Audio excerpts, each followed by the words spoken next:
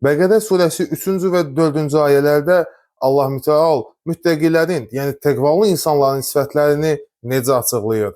Gəlin 5 sifətdə bunlar tanış olaq. Birinci sifət, qeybə iman gətirərlər. Yu'minunə bil qeyb, necə ki ayədə keçir. İkinci sifət, Allahla öz əlaqələrini kəsməz, daim əlaqədə olarlar. Yuqimunəs saləh, yəni namaza durarlar. Üçüncü sifət, insanlarla daim irtibatda, əlaqədə olarlar. Necə ki Allah Mütəal buyurur: "Və mimmə razaqnahum yunfiqun."